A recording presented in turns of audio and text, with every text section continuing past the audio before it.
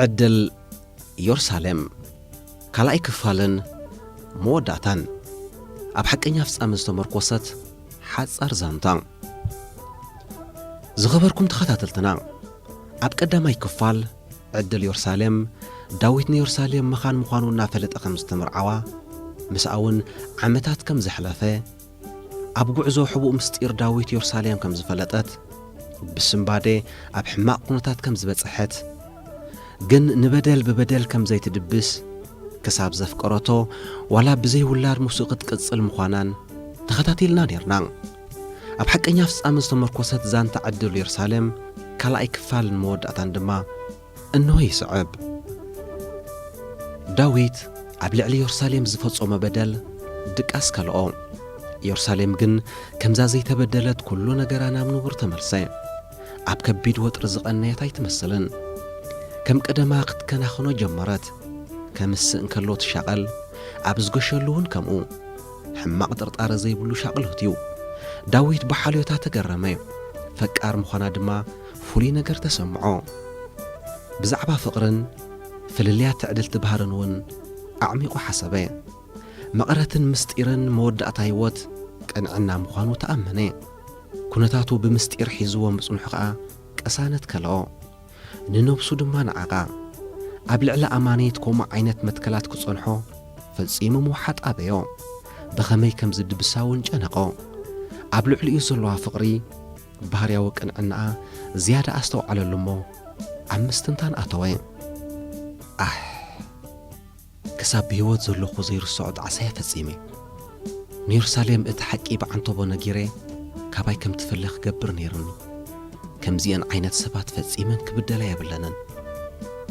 كم تيزبولتو كلو نافلتات بفتاوا خاباي كتفله انت زي دليا دما بوساني امخون الله فقري سسعدي قنعنا كرداني كالن زلو كنجكونكو جن يردان الله فقر مالت مصامتخا صبق نجر مغبارن ممناين انت خوينو اني ملو بملو تغاغي يلخو يرسالم نفسها بجيا هيوتن فقرن كتمرني اتفطيرا انا خا بزيزان تقابلن وبزحت سبات كمهر علني بمبال داويت أعميق استنفسي دنينون نوي حزن بلي أفنجؤن نتنزقيحة عينتون حاسيو كنع مسبلي عبتو قبيت تسقيلو زنبرس الخلطيهم تقبلو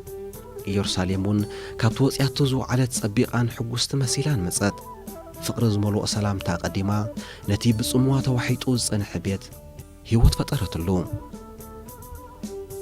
تليفون داويت دمص دول اسمعت دكتور سناي دويلو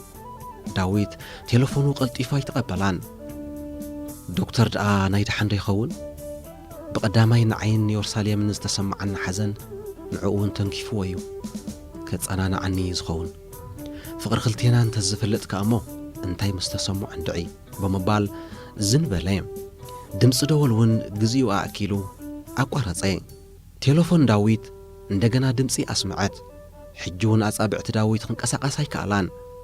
ፍርሕተ ሰምዖ ፍርሑ ምናልባት ዶክተር ሰናይ ዳዊት አቀዲሙ መርመራ ገይሩ ከም ዝነበረ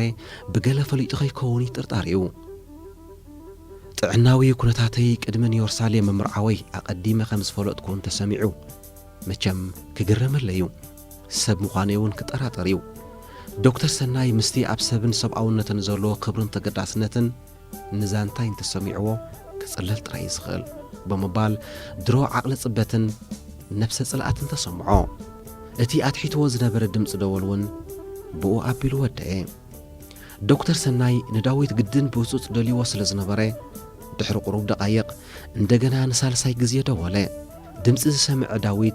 لبو فغنا بلو سم دوال راي حجون دكتور سنايو داويت انتدغاغامي دول قبولت دنادناي هلو دكتور هلو داويت بترغاغامي كدوللكا صنيحه هو حقا دكتور نفسي كحصب صنيحه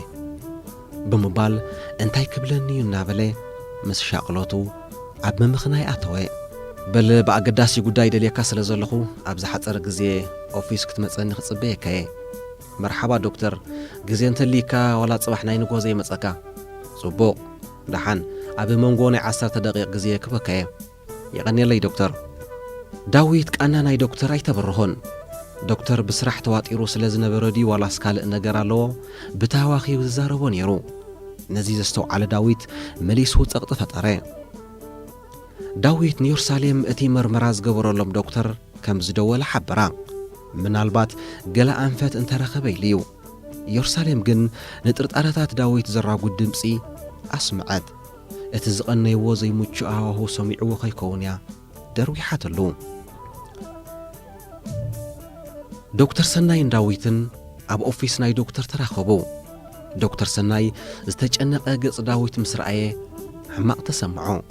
ድሕሪ ሓፂር ሰላምታ ዳዊትን በዓልቲ ቤቱን ዓቕሚ እንተልይዎም ኣብ ደገ ኸይዶም ሕክምና ክገብሩ ከም ዝኽእሉ መኻንነት ክልተ ዓይነት ምዃኑ ናይ ዳዊት ፀገም ከዓ ካብቲ ብሕክምና ክፍታሕ ዝኽእል ከም ዝኾነ ዘይተጸበየ ብስራት ኣስምዖ ንኣሳልጦ ዝምልከት ሙሉእ ምትሕብባር ከም ዝገብረሉ እውን ኣረጋገጸሉ ዳዊት ሓደ ፈቲንካ ክትረክብ ወይ ክትቀብጽ ዘኽእል ዕድል ክርከብ ምኽኣሉ ተሓጐሰ ንዶክተር እውን ኣመስገኖ ኣብ ስምዒታዊ ምድፍናቑን ኣተወ ንዶክተር ግዜ ከም ዘይብሉ ይሪኦ ስለ ዝነበረ እምበር ምስ ኢየሩሳሌም ዘለዎም ፍሉይ ፍቕሪ ነጊሩ ውላድ ክፈጥረሎም እንተኽኢሉ ድማ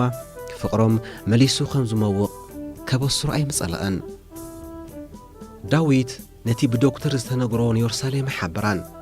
ኩሉ ምሳሳለጠ ከበስራዮ ሓሲቡ ብስምባደ ዝኣክል ደው ኢሉ ዝነበረ ጽግያት ኢየሩሳሌም ናብ ንቡር ከም ዝተመልሰ ይፈልጥ እዩ እንተኾይኑሉ ግዜ ኸይከደኽ ቃላጠፍ ከም ዘለዎ ሓሰበ ብትስፉ መንፈስ የማን ጸጋም ክብል ንዝረኣየቶ ኢየሩሳሌም ሓንቲ ዓባይ ናይ ቢዝነስ ስራሕ ኣጋጢማቶ ከም ዘላ ሓቢሩ ስርሑ የሳልጥ ጸገሙ ንፈተውቱን ስድራ ቤቱን ብምንጋር ብዓብዪ ኸዓ ነቲ ዝነበሮ ሃብትን ንብረትን ተጠቒሙ ምስ በዓልቲ ቤቱ ናብ ሕክምና ከምርሕ ወሰነ እዚ ሓሳብ ንኢየሩሳሌም ምስ ነገራ ኣዝያ ተሓጐሰት ጸሎታ ኸትዕርግ እውን ጀመረት ዳዊት እንተሰምረሉ ጽቡቕ እንተዘይኮነ ድማ እቲ ክግበር ዝከኣል ክፍትን እንተኽኢሉ ናይ ኣእምሮ ዕረፍቲ ክስምዖ ከም ዝኽእል ገመተ